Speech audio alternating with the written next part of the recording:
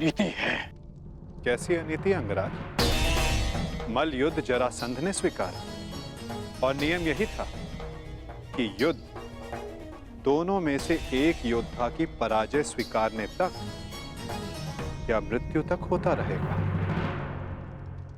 जरासंध ने पराजय स्वीकारी नहीं, अंततः उसे मृत्यु प्राप्त हुई। अकारण किसी का वध करना, क्या ये अनीति नहीं?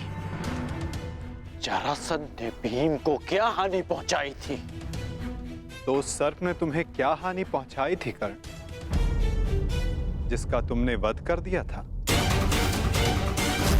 मैंने उस सर्प का वध किया क्योंकि वो मेरे निरपराध सारथी को डसने वाला था। यदि वो सर्प दंड का भागी था तो जरासंध भी दंड का भागी था कर्ण, जिसने 100 राजाओं की बलि चढ़ानी चाहिए। परंतु मैंने उन 100 राजाओं को मुक्त किया, फिर उसका वध क्यों किया? तुमने जरासंध से संधि की, 100 राजाओं को मुक्त भी करवाया कर, परंतु ये संसार क्या जरासंध के आतंक से मुक्त था? नहीं कर। तुम किसी की प्रवृत्ति नहीं बदल सकते मित्र, और जरासंध की प्रवृत्ति थी आतंक फैलाना, इसीलिए उसका विनाश आवश्यक था।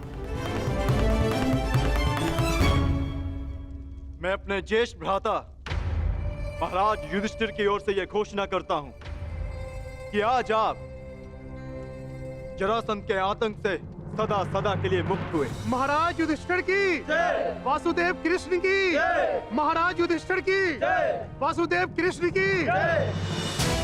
हम सब आपके आभारी हैं महावीर अर्जुन। हम सब अपने आप को महाराज युधिष्ठिर के अधीन स्वीकार करते हैं। जो अधीन हो वो दास होता है, और हमें दास नहीं, आपकी मित्रता चाहिए। महाराज युधिष्ठिर की जय, महाराज युधिष्ठिर की जय। इन लोगों ने अपना चयन कर लिया है अंगराज, और मुझे उस पल की प्रतीक्षा है जब तुम उचित चयन करोगे कर्ण।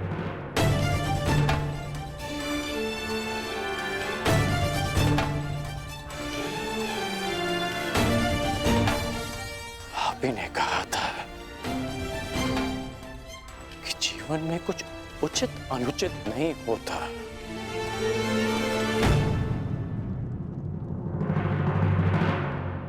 अब समझ में आया कि ऐसा क्यों कहा था। यदि कुछ है तो वो है कर्म, और आपके कर्म के परिणाम, और मेरे कर्म मेरी दृष्टिकोण में उचित हैं, और आपके कर्म आपकी दृष्टिकोण में। अद्भुत। तुम मुझे कभी चकित करने में असफल नहीं होते मित्र। प्रत्येक बार तुमसे मिलकर तुम्हारे लिए मेरा सम्मान और अधिक बढ़ जाता है। वासुदेव, मैं आपको सावधान करता हूं कि जिनकी सहायता और उत्थान के लिए आप ये प्रयास कर रहे हैं कि जिनके पक्ष में आप मुझे ले जाना चाहते हैं, एक दिन वही आपका सम्मान भंग करेंगे, आपको लज्जित करेंगे।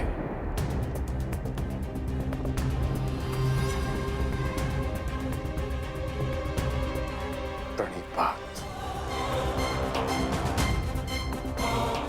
प्रणिपात अंगराज।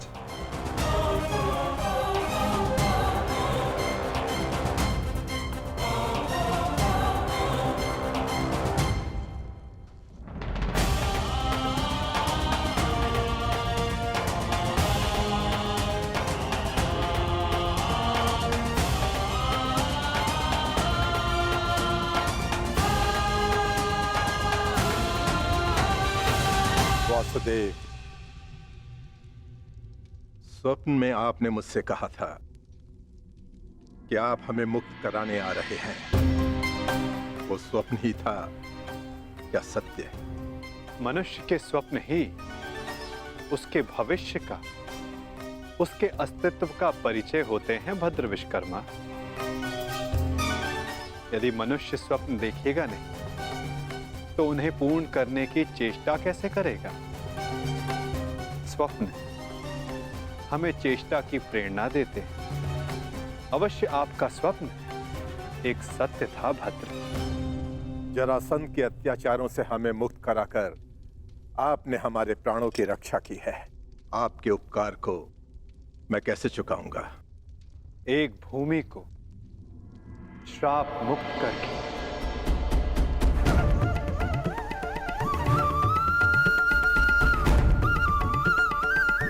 मैं? हाँ, क्योंकि जहां श्राप हो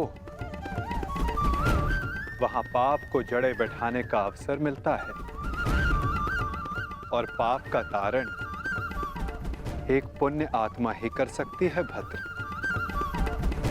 यदि आप ये उपकार चुकाना चाहते हैं तो आपको युधिष्ठिर के राज खांडवप्रस्थ के श्राप को हरना होगा, और यदि नहीं तो भी यह आपकी इच्छा पर निर्भर करता है। निर्णय आपका है भद्र।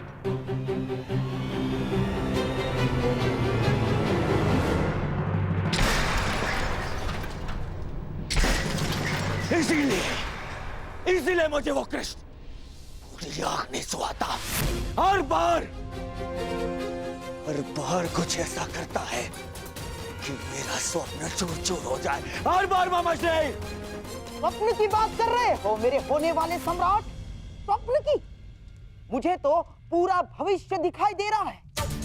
जरासंध का भय समाप्त होते ही अब पांडवों की शक्ति बढ़नी प्रारंभ हो जाएगी, और आप अंगराज कर्ण हमेशा कहते हो अवसर नहीं मिलता, अवसर नहीं मिलता, और अब अवसर मिल गया तो क्या कर लिया तुमने?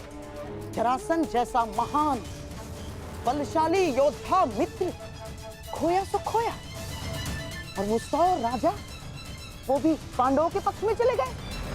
मेरा कर्तव्य जरासंध को हमारे पक्ष में करना था जो मैंने किया, परंतु वो राजा किसके पक्ष में जाएंगे? इस विकल्प के चयन पर उनका अधिकार था, मेरा नहीं। विकल्प? अंगराज, कदाचित आपको ज्ञात नहीं होगा, शासक कभी भी प्रजा के सामने विकल्प नहीं रखता ना। वो केवल प्रजा को अनुभव करवाता है कि उनके पास चुनने का विकल्प है, परंतु वास्तविकता में वो केवल वही चुनवाता है जो वो चाहता है। जैसे अर्जुन ने किया, उन 100 राजाओं के समक्ष केवल एक ही विकल्प रखा, युधिष्ठिर से मित्रता। और आप उन्हें स्वतंत्रता की भेंट चढ़ाकर चले आए। परंतु अंगराज, इसमें तुम्हारा क्या दोष? ना, तुम्हारा कोई दोष नहीं है इसमें। क्योंकि शासन कला और राजनीति कुल से आती है, कुल से। और तुम जिस कुल में जन्मे हो वो शासक नहीं, शासित है, शासित। और तुम्हारे रक्त में नेतृत्व करना नहीं, अनुसरण करना और आज्ञा का पालन करना है। समझ गए अंगराज?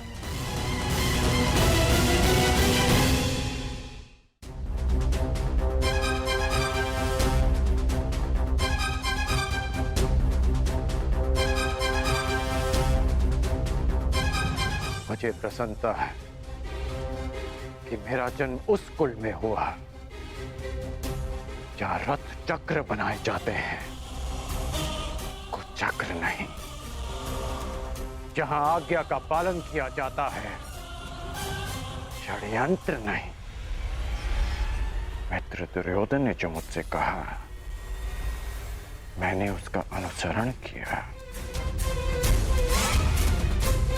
षड्यंत्र नहीं। बस मामाश्री, वहां वो पांडव अपना बल बढ़ा रहे हैं और आप मेरे मित्र का अपमान कर रहे हैं मामाश्री। धन्य हो मेरे होने वाले सम्राट। यहाँ तुम्हारा मित्र तुम्हारा भविष्य पांडवों की झोली में डालकर चला आया और तुम मान और अपमान को लेकर बैठ गए। परंतु अब मैं दर्शक बनकर नहीं बैठूंगा ना। अब इस खेल की कमान मैं संभालूंगा। उस वासुदेव कृष्ण के इस छल का उत्तर मैं भी छल से ही दूंगा। वासुदेव,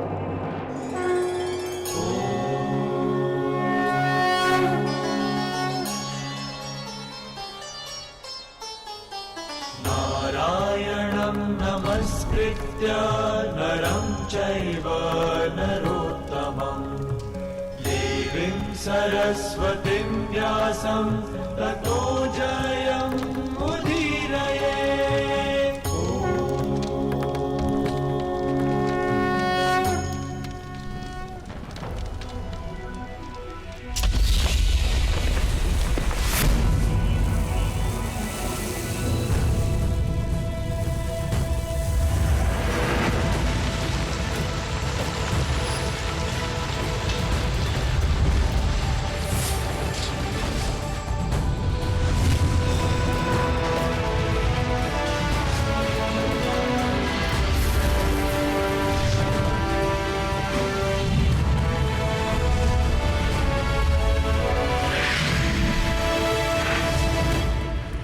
देवराज इंद्र के आशीर्वाद से निर्मित ये भव्य नगर इंद्रप्रस्थ कहलाएगा।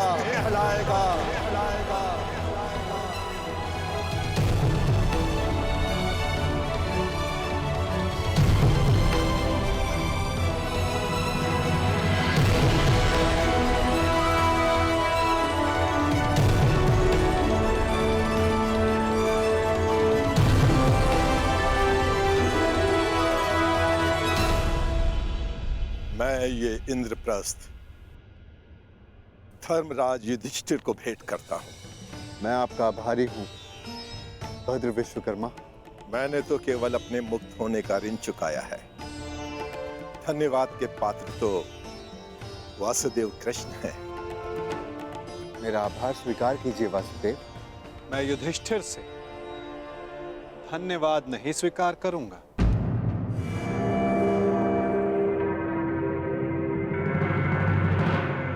क्यों वासुदेव? क्योंकि मुझे सम्राट युधिष्ठिर से धन्यवाद लेना है। समय आ गया है कि आप राजसूय यज्ञ संपन्न करके सम्राट की पदवी पाएं। धर्मराज, यज्ञ का संकल्प लो। आर्यव्रत के समस्त राजाओं को निमंत्रण दो। मैं चाहता हूं कि संपूर्ण आर्यव्रत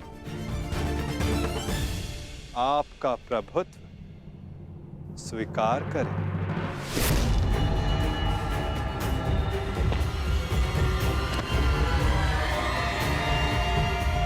वो महाअभिमानी भी जिन्हें लगता है कि पूरे संसार में उनका कोई तोड़ नहीं।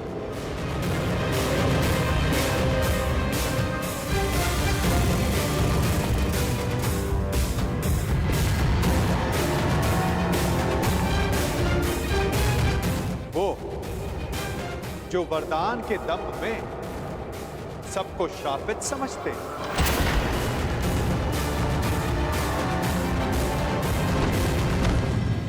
वो जिनका प्रारब्ध इस राजसूय यज्ञ से जुड़ा है। आइए आइए छेदी नरेश, स्वागत है आपका।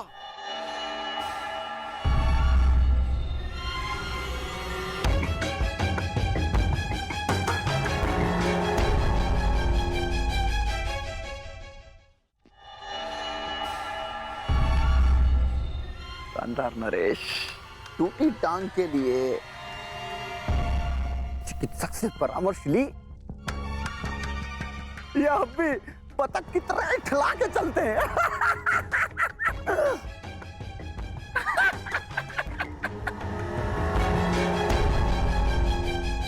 केश जितने श्वेत हो रहे हैं, दंत पंक्ति उतनी ही काली होती जा रही है। छेदी नरेश, कदाचित आप भूल रहे हैं कि आप किसका उपहास कर रहे हैं। क्षमा करना महाबली सर्वशक्तिशाली दुर्योधन, हमें अभी भी स्मरण हुआ। अभी उपहास तो आपका करना चाहिए। क्या? सर्वप्रथम पांचाल नरेश ने आपका उपहास किया। पांचाली के स्वयंवर में उपहास हुआ आपका, और जब आप महाबली सर्वशक्तिशाली सम्राट दुर्योधन बनने वाले थे, उस समय युधिष्ठिर ने मुकुट छीन लिया।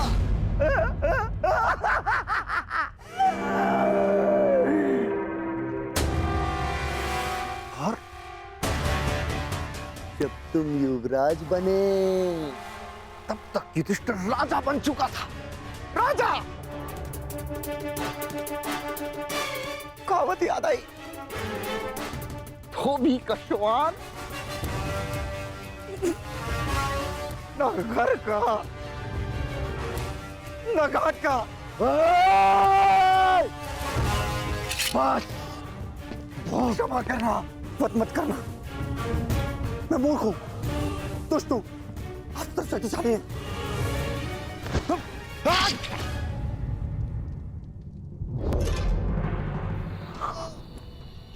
क्षमा करना।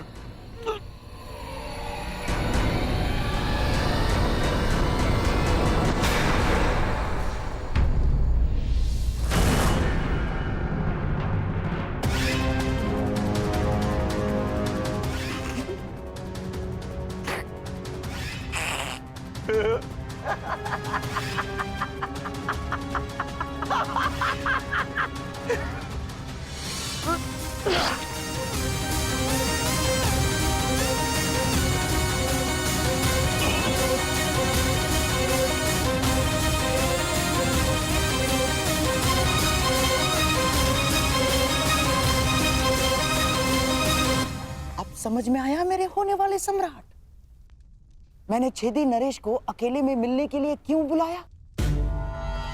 इन्हें वरदान है, वासुदेव कृष्ण के अतिरिक्त इन्हें और कोई नहीं मार सकता।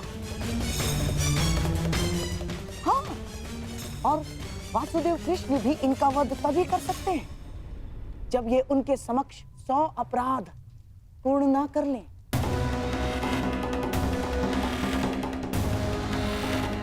उस वासुदेव कृष्ण के हर छल का उत्तर है ये छेदी नरेश शिशुपाल।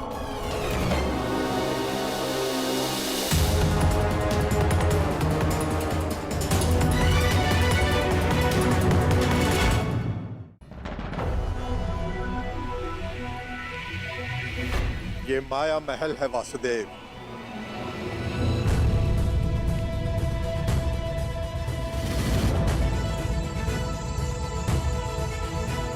अद्भुत भद्र विश्वकर्मा, बहुत ही सुंदर भवन है। मैंने सोचा देवी पांचाली के मनोरंजन के लिए कुछ विशेष प्रयास कर लूं।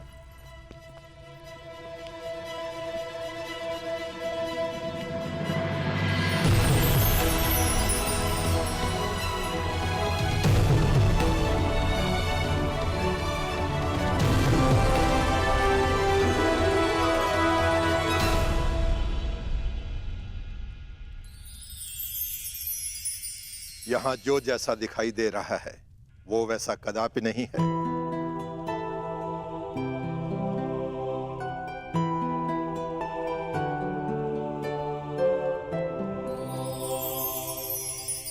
गुप्तचरों से सूचना प्राप्त हुई कि पांडव राजसूय यज्ञ करने वाले हैं और आप भी वहां जाएंगे। यद्यपि कृष्ण के मित्र मेरे स्वाभाविक शत्रु हैं। हाँ। परंतु पिता के आदेश के कारण जाना होगा। तो कुछ ऐसा कीजिए ना कि आपके स्वाभाविक शत्रुओं का प्रयोजन विफल हो जाए। नीति कहती है कि यज्ञ में निमंत्रित अतिथि का अतिथेय द्वारा अपमान हो जाए तो यज्ञ भंग हो जाता है।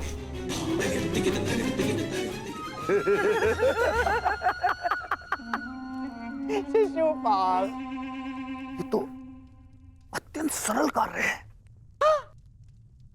गांधार नरेश, आपने तो वो कार्य बता दिया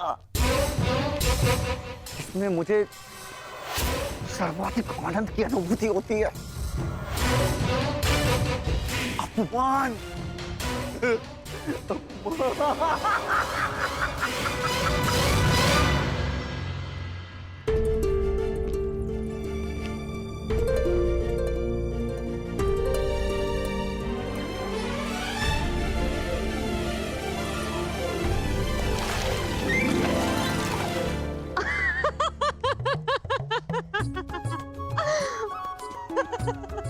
अद्भुत ना सका, जहाँ जल दिखता है वहाँ भूमि है, और जहाँ भूमि दिखती है वहाँ जल।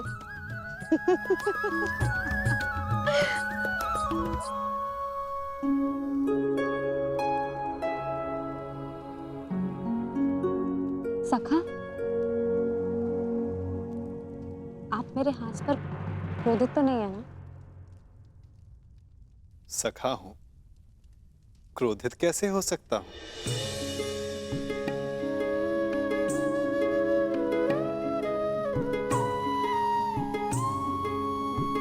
परंतु कदाचित कोई और क्रोधित ना हो जाए। प्रणिपात माता, निमंत्रण भेजे जाने के लिए प्रस्तुत है।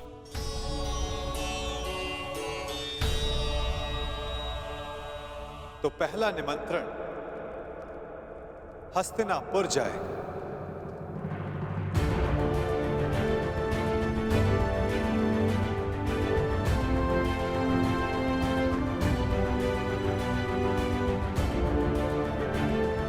क्या हुआ पार्थ? कुछ व्यथित दिखाई देते हो। हाँ माता, शंका है कि क्या दुर्योधन यहां आना स्वीकार करेगा? उसे तो हमारी उन्नति तनिक भी नहीं सुहाती, और यदि वो यहां नहीं आया तो माता कुंती यहां अकेली कैसे आएंगी? प्रयास करना हमारा कर्म है पार्थ, और ये कर्म बिना परिणाम सोचे करना होगा। कदाचित फल हमारे हित में हो। मैं हस्तिनापुर निमंत्रण स्वयं लेकर जाऊंगा, क्योंकि केवल माता कुंती को नहीं, तुम्हारे कुछ और संबंधियों को भी यहां लेकर आना है।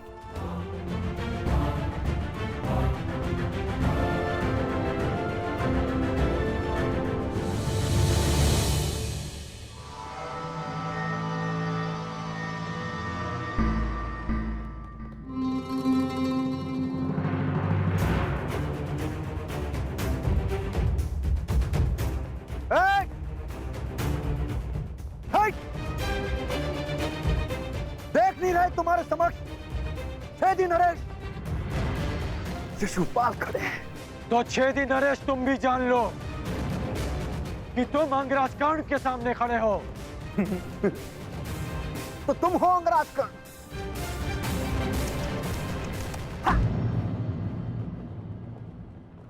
दान में बंजर भूमि क्या मिल गई? स्वयं को राजा समझ बैठा। भूल गए कि सूत का काम रथ की बागडोर संभालना है। राज्य की नहीं।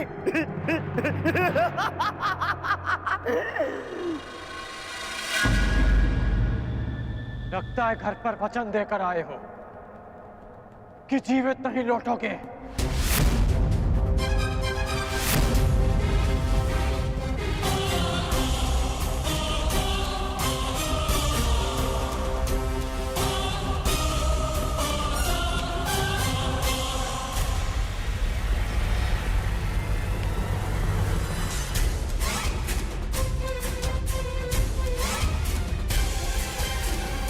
अरे मित्रगण, ये शिशुपाल है, ये मेरे अतिथि हैं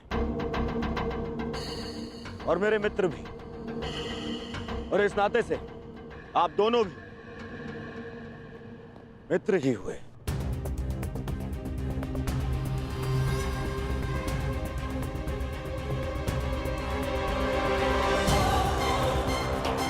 मेरा केवल एक ही मित्र है और वो हो तुम,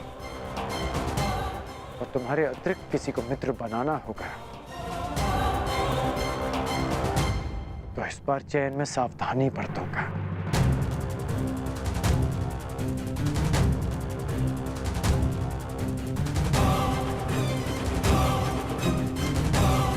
अपने अतिथि की मर्यादा में रहने की चेतावनी अवश्य दे देना मित्र।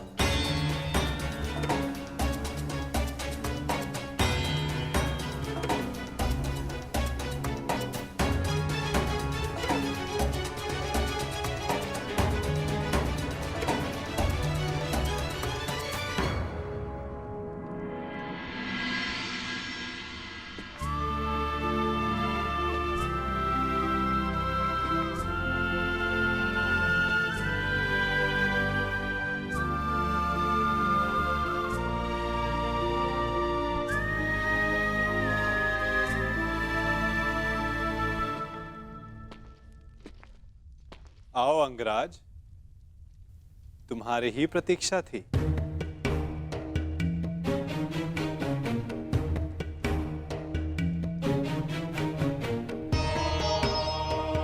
क्षमा कीजिए वासुदेव, मुझे ज्ञात नहीं था कि आप भी यहाँ हैं। कोई समस्या नहीं मित्र, बहुत कुछ है जो अब तक सबको ज्ञात नहीं, परंतु अब सबको ज्ञात होगा। मैं वासुदेव कृष्ण इस सभा में उपस्थित समस्त जनों को अपनी और राजा युधिष्ठिर की ओर से प्रणाम करता हूं और उनकी ओर से आप सबको निमंत्रण देता हूं। कैसा निमंत्रण वासुदेव? अपनों को निमंत्रण आनंदो उत्सव के लिए ही दिया जाता है महाराज। आपने हस्तिनापुर का एक भाग खांडव प्रस्थ पांडवों को दिया और उन्होंने अपनी परिश्रम और योग्यता से उसे महान इंद्रप्रस्थ में परिवर्तित कर दिया।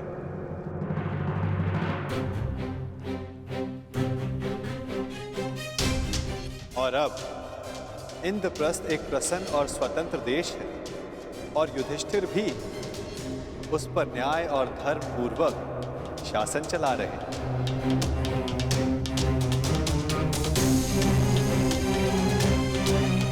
मैं हस्तिनापुर को बधाई देना चाहता हूं कि धर्मराज राजसूय यज्ञ संपन्न करके चक्रवर्ती होने जा रहे हैं और उन्होंने सादर आप सबको इस यज्ञ के आयोजन में निमंत्रित किया है।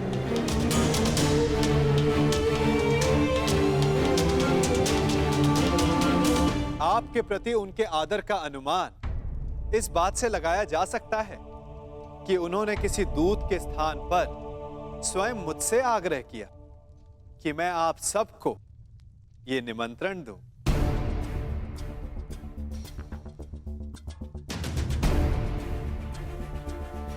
वासुदेव, यह जानकर प्रसन्नता हुई कि पांडव पुत्रों ने बंजर भूमि को इंद्रप्रस्थ बना दिया। महाराज, इस समारोह में हमारा सम्मिलित होना आवश्यक है।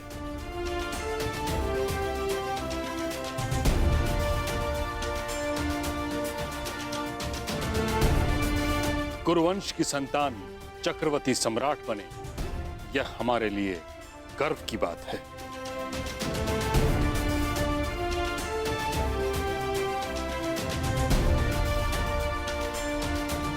ये कुरु परिवार के लिए अवश्य गर्व की बात है ताचरी। परंतु हस्तिनापुर यदि इस यज्ञ में सम्मिलित हुआ तो क्या यह राजनीतिक रूप से उनकी अधीनता मानने के समान नहीं होगा?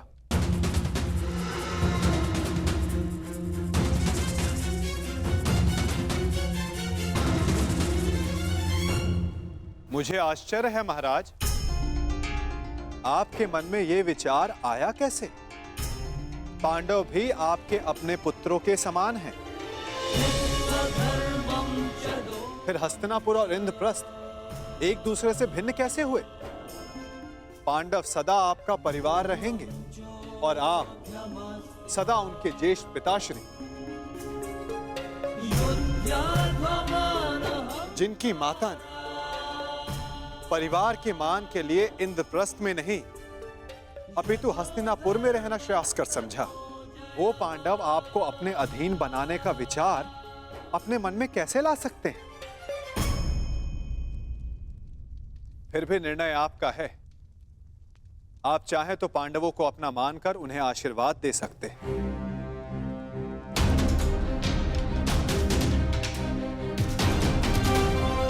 या फिर वहां अनुपस्थित होकर यह दर्शा सकते हैं कि हस्तिनापुर पांडवों के वैभव से ईर्ष्या रखने लगा है। तुम्हारा क्या मत है विदुर?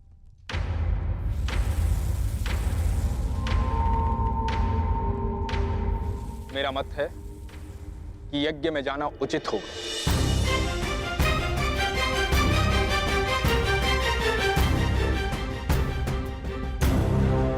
पांडव हमारे शत्रु नहीं हैं, और यदि हस्तिनापुर इस यज्ञ में सम्मिलित नहीं होता है तो चारों तरफ यह संदेश जाएगा कि हस्तिनापुर से पांडवों की उन्नति देखी नहीं गई। और यदि किसी कारणवश राजा किसी आयोजन में सम्मिलित होना अपने पद की गरिमा के अनुकूल नहीं समझते तो युवराज को भेज सकते हैं।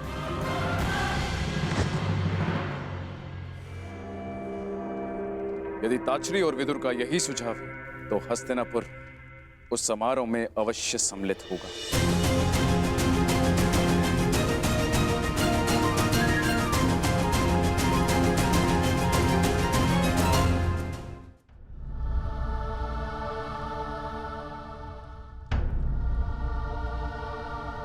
क्या हुआ अंगराज?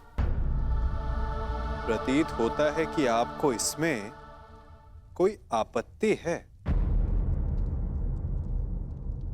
निमंत्रण आपके लिए भी है। नहीं वासुदेव, मैं उस यज्ञ में भाग लेना उचित नहीं समझता।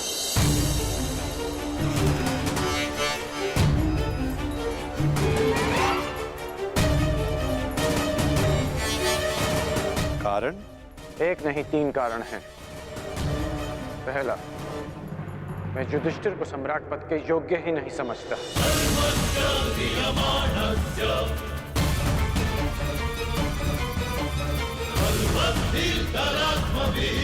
दूसरा, मेरी दृष्टि में युधिष्ठिर युवराज दुर्योधन से उत्तम शासक नहीं है।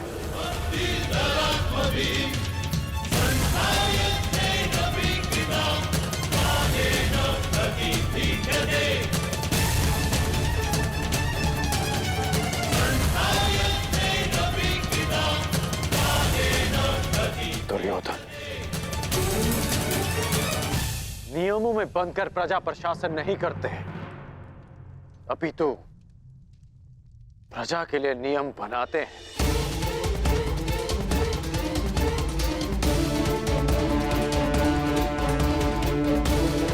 और मुझे पूर्ण विश्वास है कि मेरे मित्र के राज्य में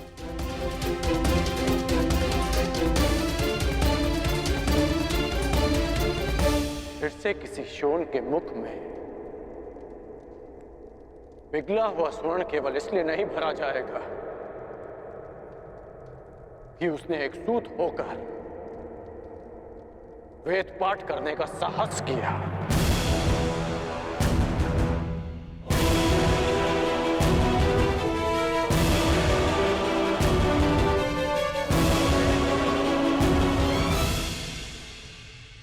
और तीसरा और सबसे बड़ा कारण,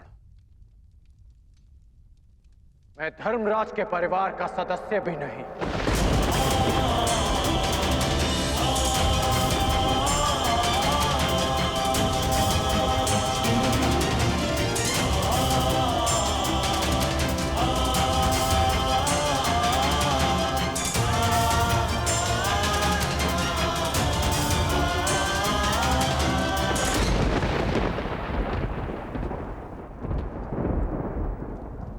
जिसे मैं सम्राट पद के योग्य नहीं समझता, मैं उसे उस पद की बधाई देने नहीं जा सकता।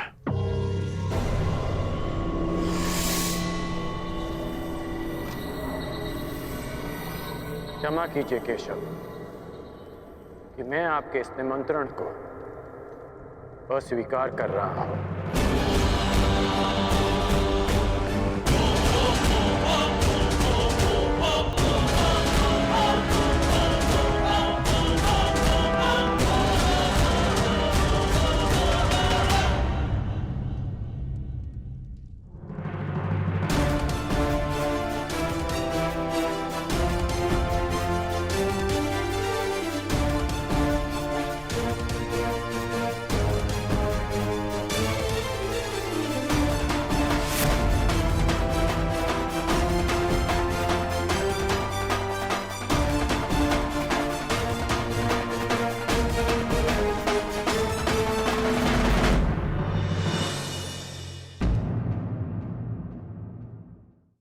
कि मैं आपके इस निमंत्रण को अस्वीकार कर रहा हूं।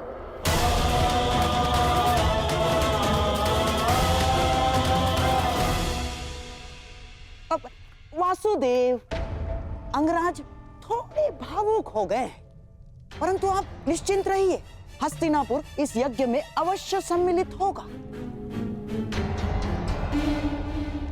मुझे आपके आगमन की प्रतीक्षा रहेगी गांधार नरेश।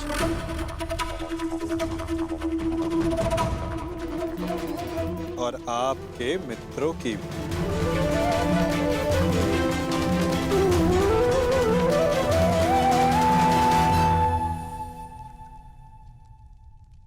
बुआ, बहुत लंबी यात्रा से आया हूं, भूख लगी है। भ्राता भीम ने मुझे बताया था कि आप राजभोग और खीर बड़ी स्वादिष्ट बनाती हैं। भोजन नहीं कराएंगी?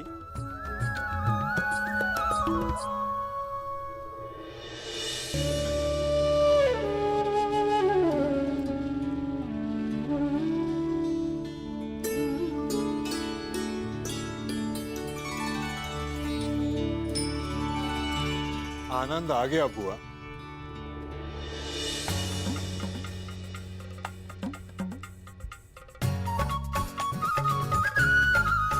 मार्ग में बहुत थक गया था बुआ, परंतु इतना स्वादिष्ट भोजन करके मानो जैसे मेरी थकान कहीं उड़ गई हो। और ये खीर,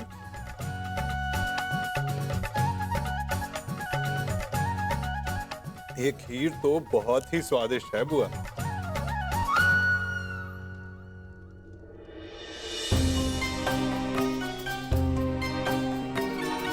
क्या हुआ बुआ? आप प्रसन्न नहीं हैं? आपके पुत्र राजसूय यज्ञ करने जा रहे हैं। आप अपने पांचों पुत्र से मिलने वाली हैं बुआ। आपको तो परम आनंदित होना चाहिए।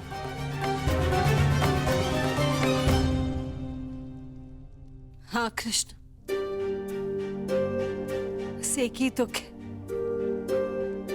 मेरा ज्येष्ठ पुत्र इस प्रायोजन में सम्मिलित नहीं हो पाएगा। कान्हा, ऐसा क्या है जो तुम्हारे बस में नहीं? क्या तुम कर्ण को इंद्रप्रस्थ ले आ सकते हो?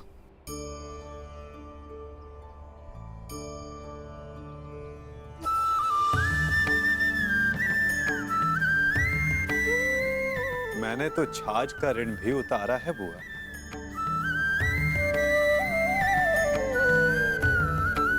और आपने इतनी मीठी खीर खिलाई है तो प्रयास अवश्य करूंगा कि इसका ऋण भी उतार सकूं।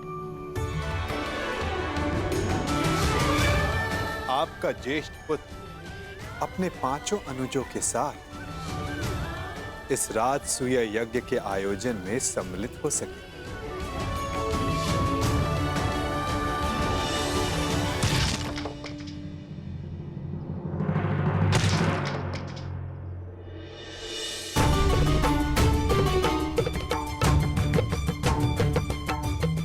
ऐसे आघात शत्रु पर उचित है महाबली। बेचारी लकड़ी को पीड़ा क्यों दे रहे?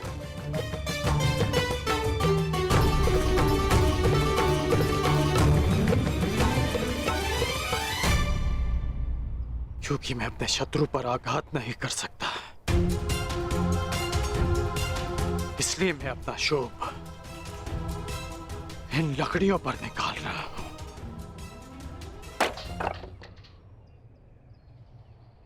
इस समय शत्रुओं की नहीं, मित्रों की सोचो में। जब दुर्योधन इंद्रप्रस्थ आने को प्रस्तुत है तो तुमने आपत्ति क्यों जताई अंगराज? आपत्ति अंगराज को नहीं, उस सूत पुत्र को है जो परिवर्तन चाहता है और जो युधिष्ठिर की नीति का विरोधी है। इसलिए युधिष्ठिर के आयोजन में सम्मिलित होना मेरे मन को स्वीकार नहीं। मन की सुनना अच्छी बात है अंगराज, परंतु जो वचन दिया उसका क्या?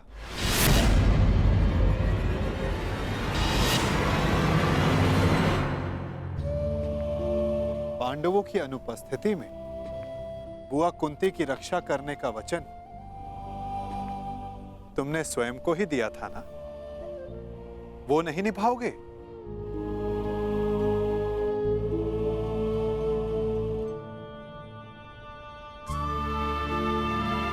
मैंने तो बस तुम्हें तुम्हारा वचन स्मरण करवाया है अंगराज। उसे निभाना है या नहीं, ये तुम्हारा निर्णय है। क्योंकि मनुष्य का भविष्य उसके चयन पर निर्भर है।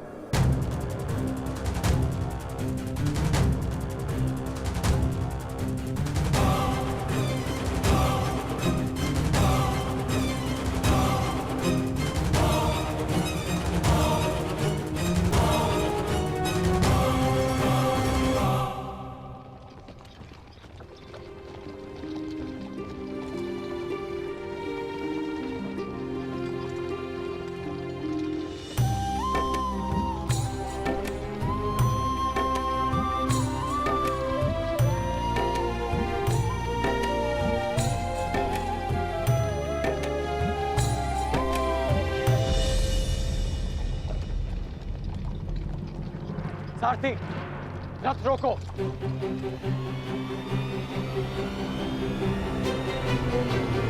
त्रिकर्ण, हम यहां क्यों रुके?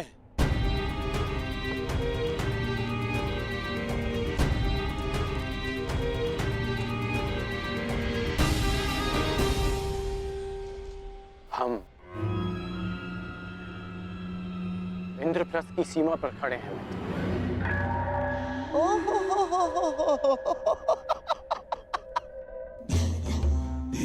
ये है इंद्रप्रस्थ जिसकी प्रशंसा करते करते उस वासुदेव की जीवा थक नहीं रही थी। सुना है कि इंद्रलोक से भी अधिक सुंदर है ये इंद्रप्रस्थ। कैसा इंद्रलोक! ऐसा प्रतीत होता है कि दरिद्र लोक में पहुंच गए हैं हम। और हाँ, वैसे भी जो सारा जीवन वन में व्यतीत करते आए हैं, उनसे इससे अधिक अपेक्षा क्या की जा सकती?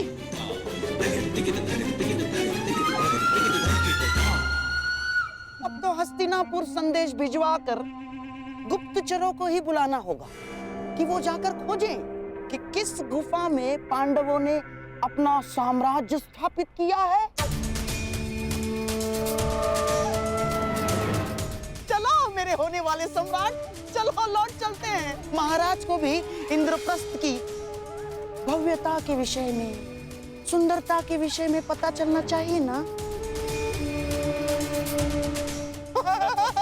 आओ। रुकिए गांधार नरेश।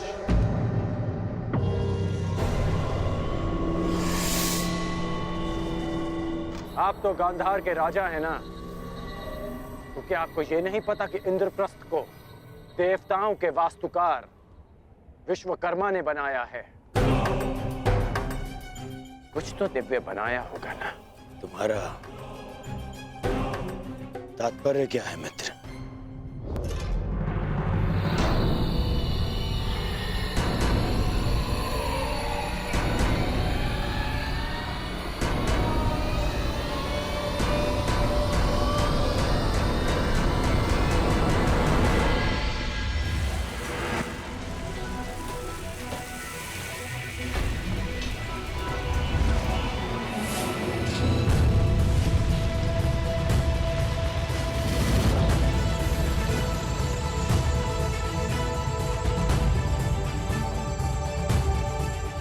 वो रहा इंद्रप्रस्थ मित्र।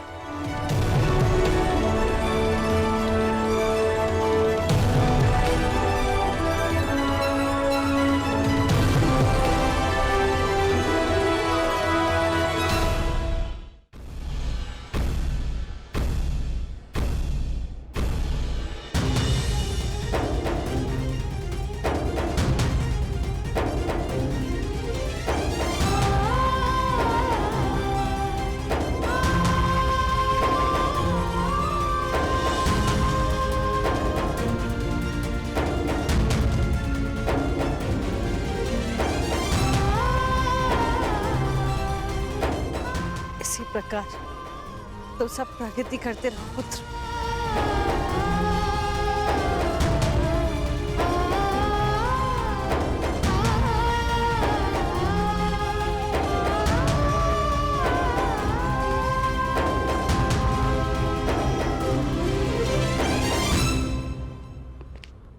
धन्यवाद मित्र, बुआ को अपने साथ लाने के लिए।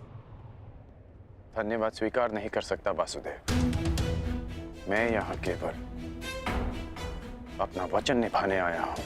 कारण कुछ भी हो मित्र, परंतु इस समय तुम पांडवों के अतिथि बन ही गए। अब सत्कार तो स्वीकारना पड़ेगा ही।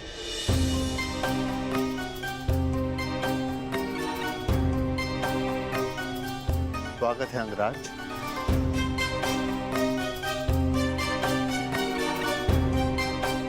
इंद्रप्रस्थ आपका अभिवादन करता है।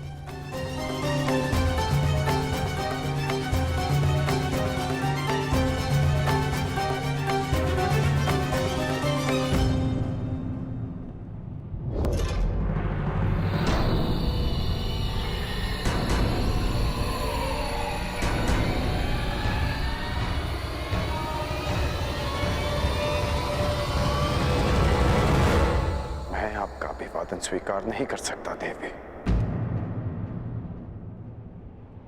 किंतु आप अतिथि हैं, आपका स्वागत अनिवार्य है अंगराज। अतिथि तो मैं पंचाल में भी था।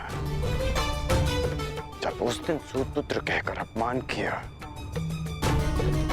तो आज अंगराज कहकर यह सम्मान क्यों? क्योंकि उस दिन आप अनामंत्रित थे, परंतु आज आप निमंत्रण पर आए हैं। राजकुल की परंपरा कदाचित मैं कभी नहीं समझ पाऊंगा। आप सब जब चाहे नियम तोड़ मरोड़ लेते हैं, परंतु एक योद्धा के लिए एक नियम कभी नहीं बदलता कि वो ना कभी हार स्वीकारता है और ना अपमान।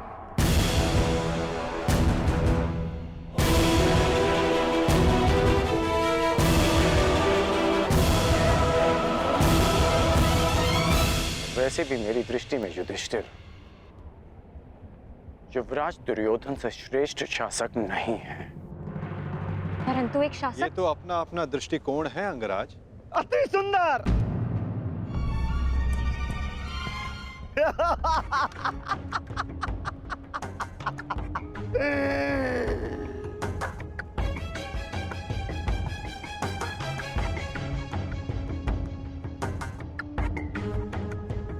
एक से एक महान विभूतियों का जमघट लगा हुआ है यहां पर।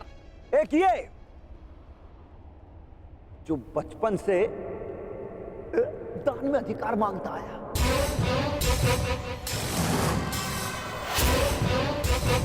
और ये बचपन से ही सब कुछ छल से चुराता आया, और उसके उपरोक्त ये महान पांडव इस हीन को अतिथि मानकर इसका आदर सत्कार कर रहे हैं।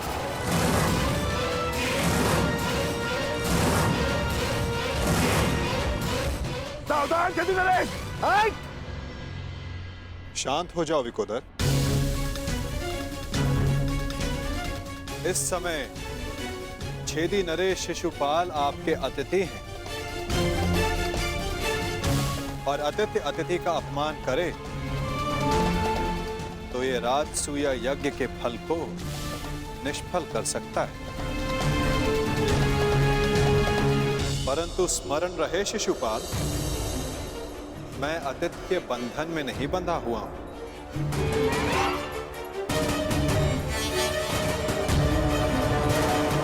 परंतु स्मरण रहे शिशुपाल, मैं अतिथि के बंधन में नहीं बंधा हुआ हूं। परंतु मैं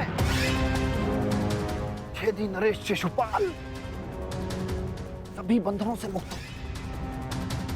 तेरे अतिरिक्त मेरा कोई वध नहीं कर सकता। अपने मामा का वध करने वाला रणछोड़, थोड़े बंधन में तो तू बंधा हुआ है।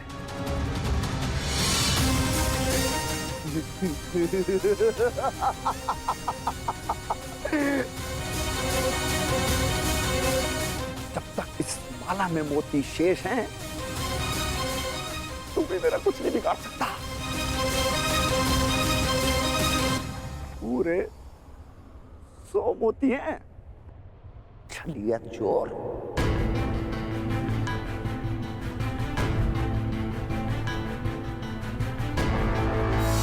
नहीं शिशुपाल, अब केवल 99 रह गए, और जैसे ही ये सारे मोती समाप्त हुए, तुम्हारे 100 अपराध भी पूरे हो जाएंगे और समाप्त भी। ऐसा अवसर मैं तुझे नहीं दूंगा। स्त्रियों के वस्त्र चुराने वाले। शिशुपाल, वरदान यह है कि तुम्हारा कोई वध नहीं कर सकता, परंतु मर्यादा का उल्लंघन किया तो कहीं ऐसा न हो कि तुम्हारा वध करने वाले को भी तुम पर दया आ जाए।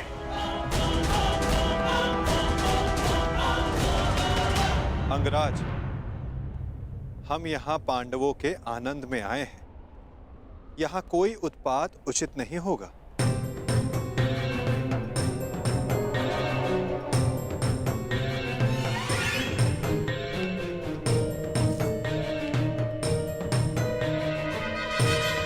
स्वागत स्वीकार करो शिशुपाल।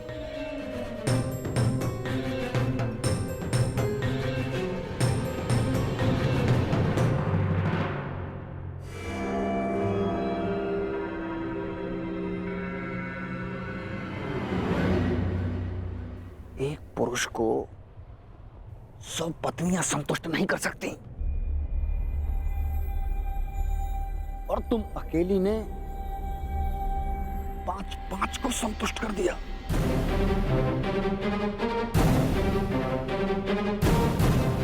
अद्भुत।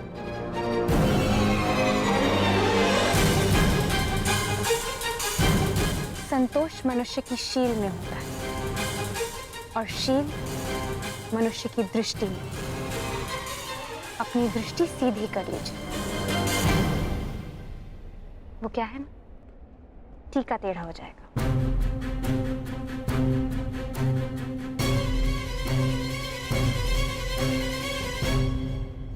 देख रहे हो मेरे होने वाले सम्राट? अब आएगा यहाँ आनंद। न हींग लगेगी न हल्दी, परंतु रंग बहुत सुंदर जमेगा। इस मूर्ख शिशुपाल का अहंकार और द्रौपदी का दर्प आपस में टकराएंगे और भंग होगा पांडवों का यज्ञ।